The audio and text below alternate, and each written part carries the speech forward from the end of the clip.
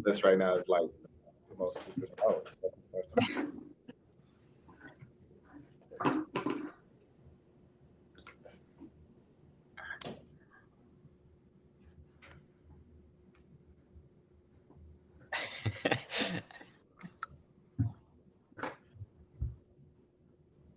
I feel like I don't have a background, a painting behind me. You know what? I will put a sticky note. I'm. Are we on? Actually on? I see the little live thing, and I'm not sure if we're actually on or not. Oh, Looks like we are on. Oh yeah, I love the post-it note you put on there. That's amazing. yeah. Boom. Oh yeah, because this one you can't put a You can't. background on. Oh man. Hi, everyone. Well, since Dave did give us a list of questions, should we just get started? Yeah.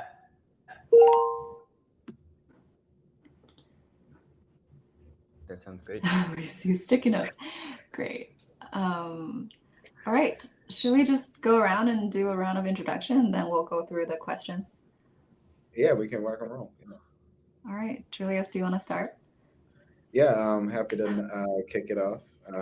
So I'm Julius Valentine Mina. I'm currently in DC from the DMV area. I'm an investment associate with Techstars, JP Morgan. Techstars DC powered by JP Morgan.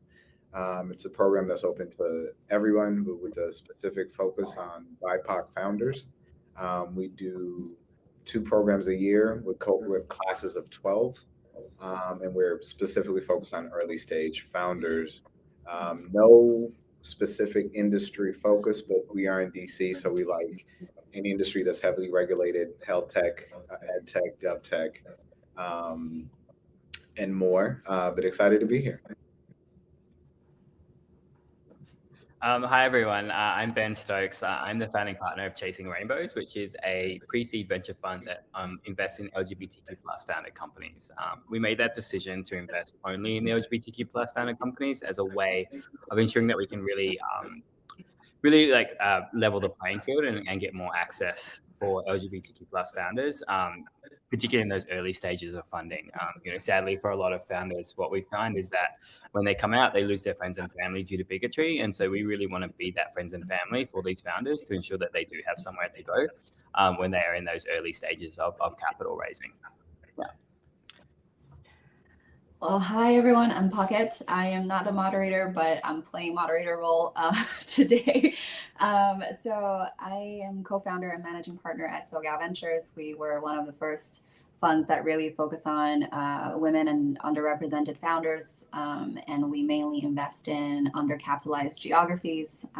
That means pretty much outside of Silicon Valley, and we invest in underserved problems, and we believe that the rise of the rest of us is really the most powerful trend we could invest in our lifetime.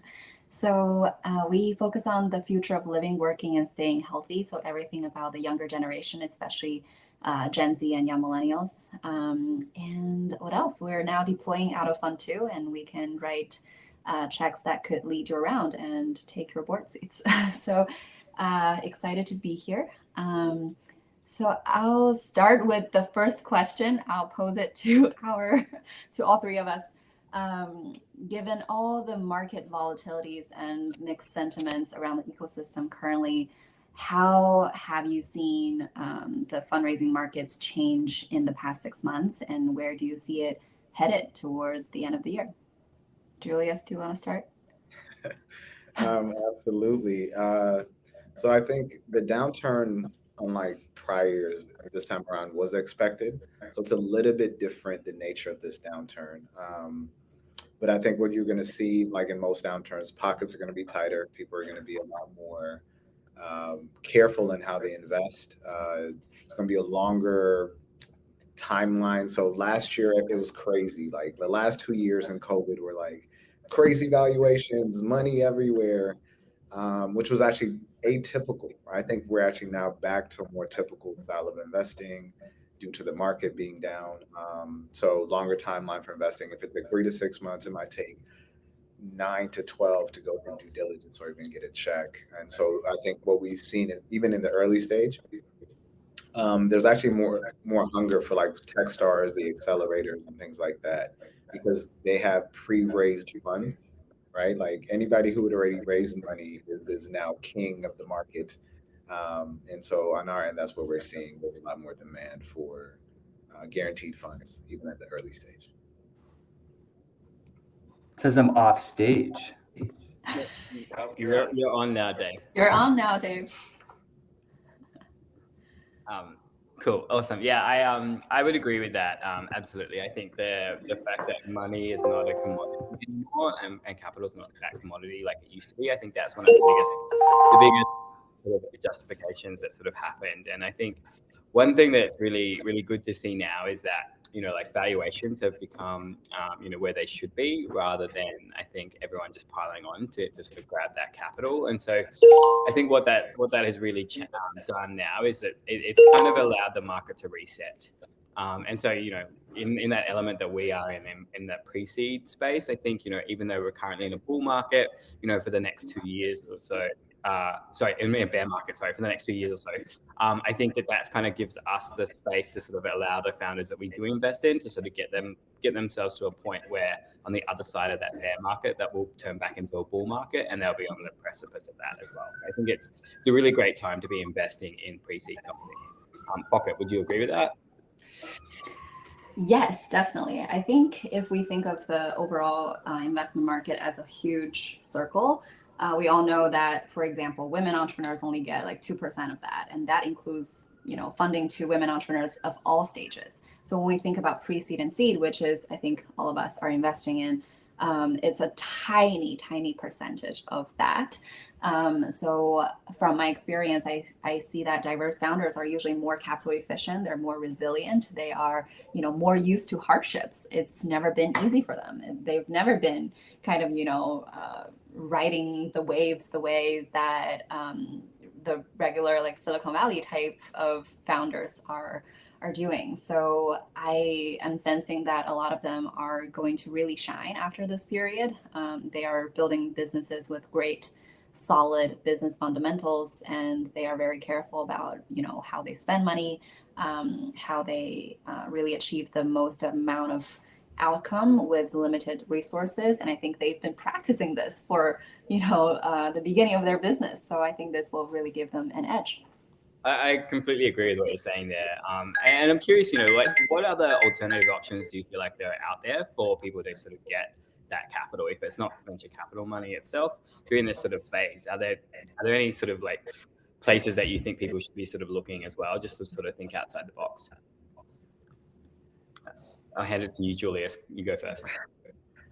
I love that I've started all of these. No, that's a great question. And actually, going back to something Pocket said, I think for the first time, and I'm gonna answer the last one and then go to this one, we're seeing place-based investing where geographies that traditionally you couldn't live in and get money have become like the thing, right? So there's a lot more investment in the West.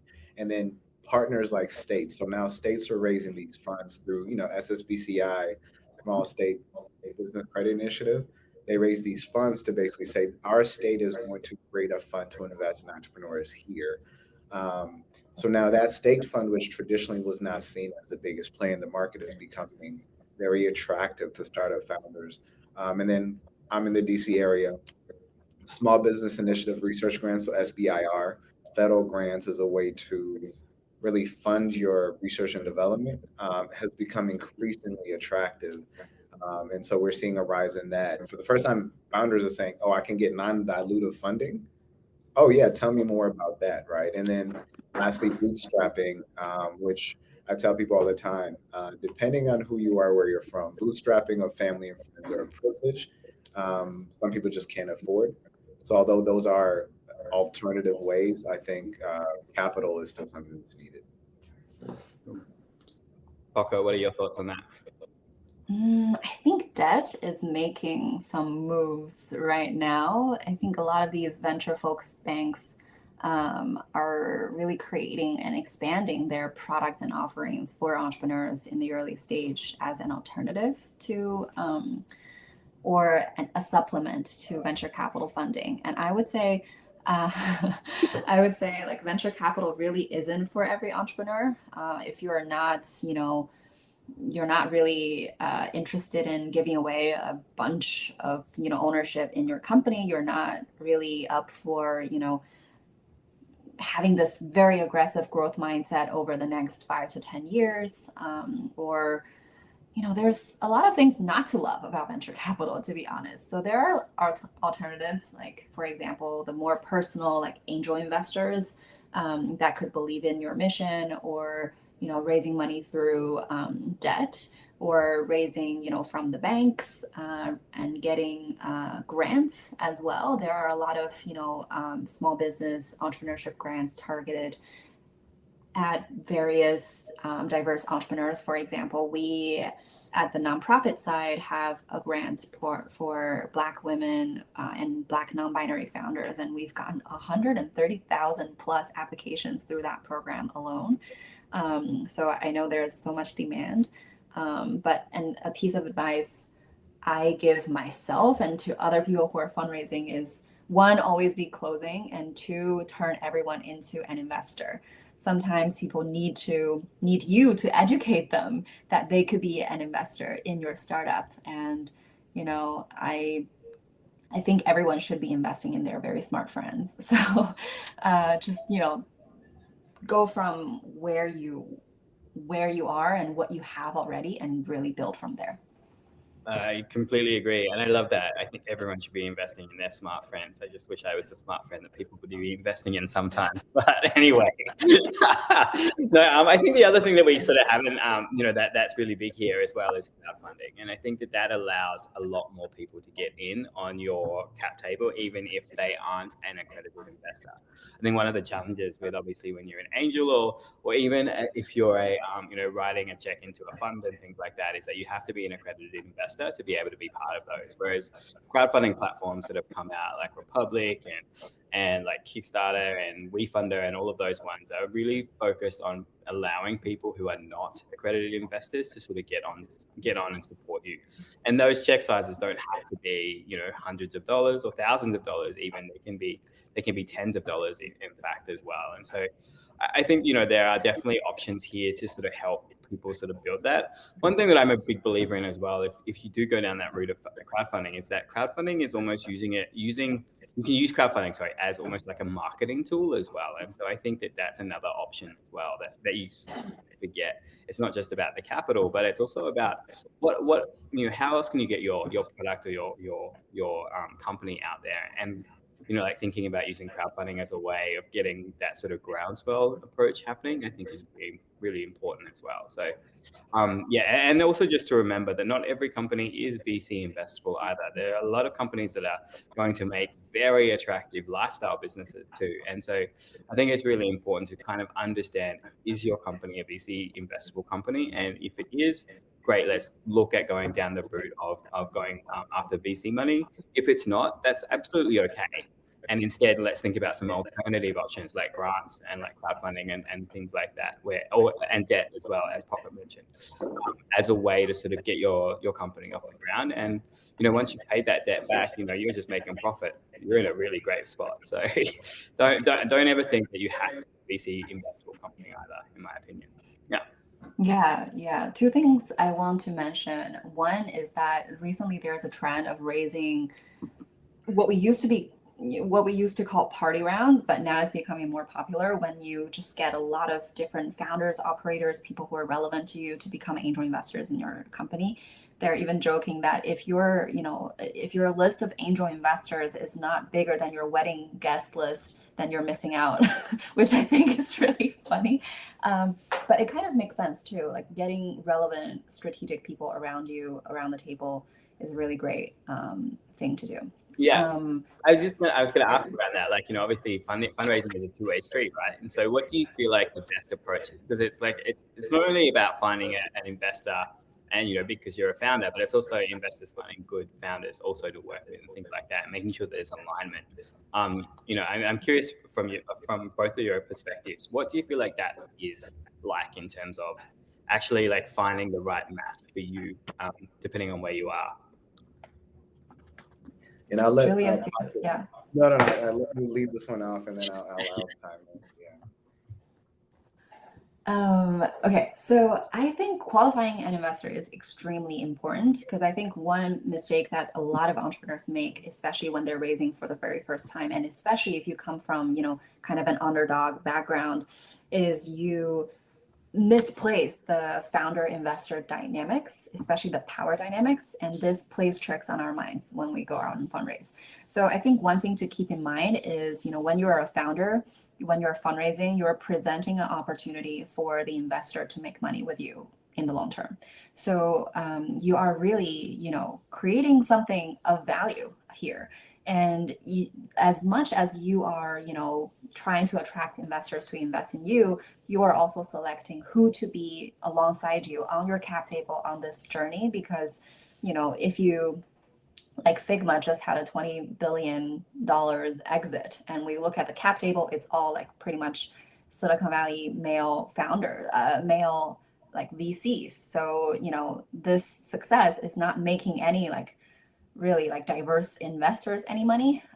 So you have to think about who do you want to make rich if you really, really believe in the future of your company. So as much as they're selecting you, you are selecting them. So keep that in mind. I think it will tremendously help how you approach investor conversations, to really come from a place of kind of confidence, and it's a two-way street. I would say start every investor conversation with asking, do you have experience investing in startups? When was the most recent investment that you made when it comes to a startup? What was it about? Or, how do you work with your founders? What's your style? What's your check size? How quickly do you make a decision? Have you already, do you still have dry powder left for the rest of the year to, invest in a startup? And what stage do you go in at? What is it that you're looking for? What makes you excited to pick up this meeting? So all of these things will help you get an understanding of the person in front of you instead of just you being investigated the entire time. So yeah, I would say reverse that power dynamics and, make sure that you know that you hold one end of the, I guess, the negotiation or the trade. And another thing is, when you're looking for VCs, make sure that you show that you are a venture backable business. And what does that mean? It means that you have to have a viable path for you to go, say 50 to 100x from where you are now in the next 5 to 10 years, right? And VCs are looking for outsized returns. They're not looking for, just increasing 30% year over year. Like that is not going to make their funds successful. So they're really looking for outliers who can be a huge multiplier for their returns. So they're looking to invest in you, say at a 10 million valuation, but they want you to become $1 billion company in 5 to 10 years.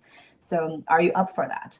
Do you see a viable path towards that? Do you want to be running a huge team? Do you want to be answering to all these, investor questions? And so be ready for these answers. And I think it shows when you're prepared for that venture backable path versus when you're not. So if you want VC money, you will need to be a little more aggressive in how you project your business and how you see your vision. No, I love that. And if I could just jump in, yeah, we tell all our founders have a clear goal, right? I'm raising X amount from investors who are blank to hit these milestones in X amount of months, right? So once you start with that, then when you're qualifying your investors, you already know, well, the kind of investors I wanted, the check size. Now you're asking those questions, right? You hit a lot of them: check size, decision, have you raised a fund? Do you actually have money to give me, right? These are okay questions to ask VC because it is a business negotiation. I think a lot of times founders walk in and they don't think they can negotiate in a conversation, and maybe negotiate is not the right word. They don't think they have leverage in the conversation, right? But there's also the warm, fuzzy, qualitative stuff like what interests you about our company. If a VC took the meeting, he might actually be interested in something. Pull that out of them, keep the conversation going. Questions that I love: what's your typical post-investment engagement, right? So a assuming a world where you get that check, is this a VC that's going to stay involved, right? You might want a VC who's going to hold your hand and maybe, throughout the process be involved. And some VCs are like, I only cut the check. You should know that, right? Do they lead or do they follow investment? It's a really important question because a lot of VCs will tell you, if you can find somebody to give you money, I'll follow, or I only lead. Clear distinction, but it will fundamentally alter the trajectory of the conversation. Because if they only follow, then you can say, can you connect me to some people who would lead in this category, given, as Pocket stated, once you've made the case that you're investable, like given my metrics, this is where I'm at. Do you know anybody who would lead this round? And if they lead, will you follow, right? These are just typical questions when betting. Yeah, I completely agree with that. And I think the other side of it as well is like, looking at the investors' past history as well to sort of understand what other investments they've made previously will also give you an idea if they are going to be a good investment for you and your company as well. Looking at their past traction, some of the companies they've invested in, but then also looking at who else is getting in on the deals that they've also gotten in on before as well. So that kind of shows you their partnerships throughout the ecosystem. I think it's really important to understand that too, because if you're thinking about, okay, well, is this VC just going to write me a check, or do they have some strategic partnerships that we can sort of leverage later on as we're continuing to raise, or as we get further along our journey? It's really good if that investor can make an introduction to you to another VC fund that will ensure that you actually are able to raise subsequent rounds as well as you're obviously getting more successful. Because at the end of the day, I look at it as us as a pre-seed fund for Chasing Rainbows. The more that we can make you successful, the more we as a fund will be successful. So we try and make sure that we're always trying to make introductions if we can, or alternatively, like ensuring that you do KPIs that the next round of funders require, and so that once you do hit those KPIs, making those introductions at the right time to ensure that you're successful is really important as well. Yeah, I think you have to manage your investors, manage their expectations, manage how you communicate, and also like investors could really mess up your company. Like we've seen this happen a million times and it's brutal. So, you have to be super careful because this person who is writing a check today could be kicking you out of your own company if, like this person is a bad actor. And we've seen that happen. It's painful. I think, when you get to know the investor, you have to do kind of matching and qualifying, right? Like, for example, how big is this investor's ego? How controlling is this person? Like, has this person done anything like bad behavior wise to other founders in the past? I would always suggest, talk to other founders that this person has invested in and check, cross-reference, what is this person like? How do they value add? Do they actually do what they said they will do? And, are there red flags that you should be careful about?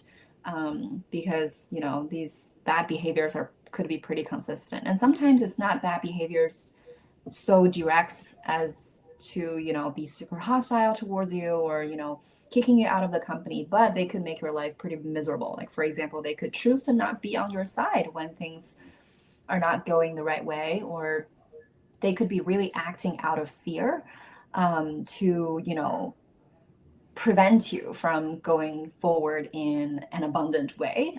We've also seen that. So you have to make sure that your vision for the company is matching, what the investor expects a company like yours would go, and make sure that this person brings the value that you need. If you only need money, that's okay too. But just figure out, what are the areas that I need value add for? And is this person someone that could give me that? Or is this person just kind of, a check, which could be great if there's no strings attached, but sometimes predatory terms could happen, especially for underdog entrepreneurs. So just be really careful because sometimes investors could take advantage of you. So just, be extra careful and select well. I think the other thing to sort of bounce off that is that, like when you're raising, make sure that you're not raising out of desperation as well, because that's when you do start taking really bad term sheets and really bad sort of deals and things like that. It's always better to be strategic when you do raise, and sort of, my belief is always try and focus as much as you can on making revenue, because when you're a revenue generating company, you're sustainable. And when you're sustainable, you're not raising out of desperation. And so if you're able to focus on that first and get that happening, and then when you do want to raise, you're actually able to go into a conversation with a VC with a lot more power, and actually being able to choose which term sheets are the best term sheets for you, and based off the investor and what the investor can offer you as well. And so just remember that always try and go in with from a position of power. Otherwise, it's going to be you're going to be taking not necessarily the best deal for you or your company. Yeah, and then just to chime in, from the perspective of the founder, it's actually really important that you're clear about what you need the money for, right? And so desperation is not what you need the money for. You have clear growth targets. And sometimes, even before you get to an investor, you might need to talk to a mentor, right? So your mentor network should be side by side with the investor network. And so somebody who can be like, hey, look at these terms that I just got. They could look at it quickly and be like, those are terrible terms. That investor might not respect you, right? You need coverage as you go through this. And keep in mind, VCs need founders to make an investment. So you have more leverage than you realize. So taking the time to figure that out. So to the panel, I know the next question was, how do you think through what the needs are of your startup, be that go-to-market help, hiring strategy, or any other skills in the context of investing? And then I guess better way to phrase it, how should investors think of founders' different areas and how they can help them in the context of investing? I think it really depends on where that founder is in their journey. If they're a pre-seed company, it's like, okay, well, what is it that they need to do? Is it that they need to get some early traction? How can we as an investor help them get that? If it's that they need to build up more of their product and actually listen to, if they're in that MVP stage, then it's a very different conversation. And so I think it really depends on where the founder is at, or even if they're at the seed stage and really starting to scale. That's another sort of area that a venture fund can actually help a founder. I think, it really depends on where the founder is at. But, in terms of where we invest, because we're investing so early in the pre-seed stage, it's really about understanding where the low-hanging fruit is and sort of what a go-to-market strategy can look like. And so, we always seem to try to offer our founders some advice on where some early traction can come from and sort of some early partnership opportunities. And then if we have those connections, we try and help make those connections for the founder as well. I think the thing that you do as a venture fund is always as a founder working with a venture fund, is really understand what that venture fund's partnerships and their ecosystem themselves looks like, so that you can sort of leverage some of that. And I think it's really important to sort of think about your venture fund as almost an extended arm of your opportunity to sort of network and build your network. And so I think that's one of the really important things to think of. Yeah, I would say a few different archetypes of good investors would include, someone who is a super connector, who is just really good at making the right intros at the right time, who, knows a lot of people that are relevant to you and your business, and who is just generous with their network and want to make those points connect. That's a great type. Another type would be subject matter experts. So people who really know about go-to-market, people who really know PR, people who really know product strategy, or people who really know fundraising, these things that you might need at any given time. These are great people to have as well. And then another type that is often not talked about is the cheerleader type. I think as a founder, you need people that you can talk to, about anything that's happening that's beyond business, maybe, I guess personal as well, someone who would be a friend, who'd be, cheering you up, who is not afraid to, talk deep stuff with you, and people who would understand your like you as a holistic being and not just numbers. You need people who are always just congratulating you and like giving you that cheerful, good vibes that you need. I think you need just good people on your side as well, beyond just the tactical and strategic things that most people think of. Yeah, and just to add before we go to the next one, I dropped in our TechStars toolkit. Topic 14 is how to engage with mentors. I always say not every VC is going to give you money, but they could potentially be an excellent mentor if you know what you need the money to do, right? And then a lot of founders don't do enough just discovery around what will I do with this money after I get it. And even through the VC conversation, the VC wants to know if I give you 500K, what are your growth metrics? What are your KPIs, right? But that's helpful to both parties, just knowing that and knowing how to navigate those things. So as you um, get into later stages of relationships, you can ask for that direct intro to some of the things you mentioned, PR, marketing, budget. You might think I need to spend this on PR when all you might need is one really highly visible super connector to just tell their network about you. And that might end up having a lot more reach than ads on X platform. So, I think. and I think, Oh, sorry. oh, no, go ahead. I was just going to say, I think the other thing as well to think of is like, if you're looking for like specific like growth metrics within like our hiring and things like that as well, like if there's particular skill sets that you want to bring in and things like that.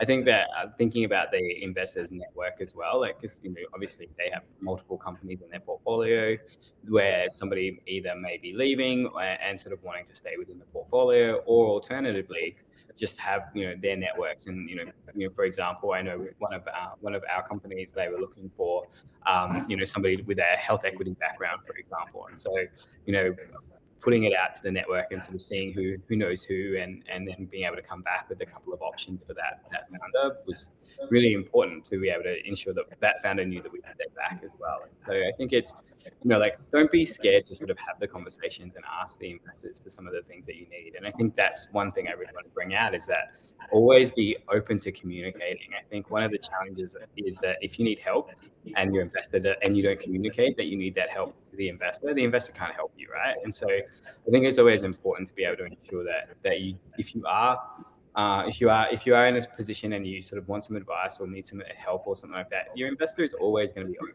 to having a chat with you and sort of seeing how they can help you, because at the end of the day, your success is their success. So nobody wants you to fail. And so just being open to that communication thing is really important. And the earlier you do that, the better it is. Yeah, okay. So we have one last question before Q&A. So if you have questions, leave your question in the Q&A session or just under as a comment. So we will address your questions. But the last question we wanted to talk about is, what are the best ways to be top of mind for investors before, during, or after a fundraise, or before, during, and after your first conversation? What is effective? How do you as investors like to be communicated to? Yeah, so I always tell people, believe it or not, investors are people too, with real lives, and some of them actually want to care, and so just coming to them for only money misses on the idea that they're people, right? So if you were able to get a meeting, in that meeting, actually take notes. Any advice that they give, make a note of that. So your follow-up can look like, hey, the advice you gave was really helpful, and as a result, we did X. If I'm reading that, I'm like, wow, this is not a monthly update that is sent to everybody. This is somebody who personalized this update to me based on the feedback that I gave, right? That update is not saying I need more money, what we're raising. It's just like things are going well. Like investors actually want to hear things are going well. That's what an update is. And so the simplest way to look at it is build a relationship that's not about money, but you can have a continuous conversation. And I always go back to VCs are mentors. You want to keep that relationship over time, because they might not be able to invest today, but they can, if they like you enough, go out of their way to connect you to the kind of investor you need, the kind of money you need, the kind of metrics that you might actually want to get to, right? So the goal is you want a relationship, not just money. Um, and based on that relationship, you can update them on just things that you talk about organically. So Yeah, I think like it's also important to understand like sometimes investors, we don't always say yes, right? And because there may not be the right timing and things like that for you as a company to be invested by this particular VC. And so I like to think if you can keep us as well informed of any updates, obviously like if we said no to you, for example, and yet you're able to come back and show us that you have been that you listen to the advice as Julius mentioned, and that you've made some pretty strategic jumps and have been able to do some pretty good growth and things like that. If sometimes that maybe can be turned or not now can be turned into a yes as well by showing us that you have listened to our advice and done the things and actually then got the growth that we were sort of expecting and got yourself to that place as well. And so and also like thinking about that as well, like I said before, VCs have a pretty big network. And so understanding if you do need help, asking for it, and then making sure that we do actually help you if we can. I think that's the other thing. Like no investor wants to see anybody fail, even if they say no. And so I think that's the other thing as well. So just be mindful of that. And getting our time, we're like Julie said, we are humans, and so we only have limited time too. And so we can't take every single call. We can't do all of those things. But if there is something that you do need help with, then I'm sure every single investor that you speak to will try their best to help you as well, even if it's a no. So yeah. Yeah, I would say just keep it really succinct. Only follow up with new, interesting content that they don't know about before, and it could be even an article that's in your favor, right? Like it might be talking about the sector you're in, and you're just sharing what you're seeing in your sector. Or one thing that really impressed us in the past was this one founder who we didn't know. She reached out to other founders in our portfolio, like multiple of those, and asked them to forward an intro to us. So we saw this founder's pitch through multiple of our portfolio founders, and we're like, okay, fine, we'll take a call. And when we took the call, we were so impressed with her, and we ended up investing in her. I think that's just a very effective cold outreach strategy, because VCs like to hear from their portfolio founders and their investors. So if you can find any mutual connects, or even if you don't have any mutual connects, I think founders are usually very receptive to helping other founders. So you could just ask them, hey, can you forward this to Julius or Ben or Pocket? A lot of them will do that, and it will really open up more possibilities for you. yeah, and as we're winding down, shout out to the panel, shout out to Ben, shout out to Pocket. I think we could close out and then open up for questions. I do have a plug to give. So in DC, we're actually recruiting for our longevity program. So if you're in care tech, we're recruiting founders for that, and it is, I think, the traditional TechStars deal. So I encourage you guys to look at that. And Pocket and Ben, if you guys have any specific things you want to close out on before we go to questions, we have about 4 minutes, and you guys are welcome to put questions, and we'll answer them as they come. Yep. Perfect. Yeah, I see a question here. I will read it, and then maybe Julius and Ben can chime in. One of the biggest issues that we have seen is that since our company is aimed at Spanish-speaking LGBT community, people automatically shut down because they don't see the benefit. How do we get in contact with VCs that actually want to work with us? That as well. So I would say for everything you can asset frame the problem, right? Like Spanish-speaking population is the fastest growing in the U.S. currently, right? Like that is a big group of people. Plus, it encompasses a bunch of different continents, right? Like so the more you just make how big, if the thing we're doing works, how big can this get, right? So that's the first thing. Framing it into a category, I think, is always helpful. Is it ed tech? Is it a software? Knowing the category you're playing in will get you intros, because then you could just say, instead of even leading with problem solution, you say, hey, do you know any VCs in this market who are focused on users that speak Spanish, right? Like you make it general enough to almost make people want to lean in, like, huh, this is interesting enough, right? Because I actually think, and I would love to hear more, feel free to reach out to me directly. We can hack it out, and we can work to get you those connections.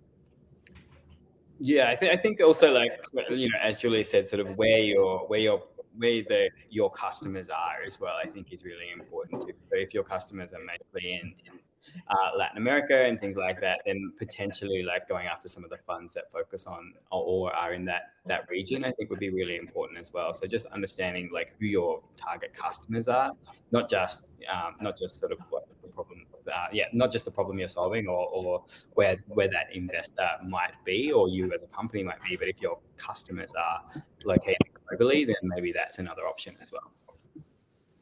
Yeah, I would say like find the nodes in the broader network so that you can get connected to people who you need to connect with. So for example, through Ben, you might be able to get through, founder VCs who are interested in the LGBTQ markets, through, maybe places like Latina VCs or like Latinx VCs in general. You can get their advice to get connected to the right people. So I'd say like just set up a bunch of initial meetings with people who could potentially connect you to other people. So instead of pitching them, you are really just asking them to open doors for you. That could yield pretty good outcomes. Yeah, cool. And there any other questions? I didn't see any other questions in the chat window at all. But Pocket, do you have any asks from anyone today? Asks. Not really. I don't have an ask. But if you all want to stay in touch, feel free to reach out to me on LinkedIn or Instagram. I will leave my handle in the comments. Yeah, I just did the same thing. I think for us as a fund, I think it's, if you've got any really great introductions you can make as well, like we're always open to sort of meeting great founders. And so if you've got some, any of the founders that that you think could be a really good investment for us as well to start looking at, please reach out. Chasing Rainbows is our fund, and so you should be able to find us pretty easily. But yeah, any way that we can sort of be an assistance, we'd love to sort of help out as well. And in 30 seconds, so we believe founders can exist everywhere, and we want to invest at early stage. For the investors, we help you de-risk your investment. So we would love to work with populations. And once again, the JP Morgan program is open to everybody, but focused on BIPOC founders. So if you have any great suggestions for a BIPOC founder, we open up application again in January. Thank you to the panel. Thank you to Start Out for hosting us, and we look forward to staying in touch. See everybody. Thank you, everyone.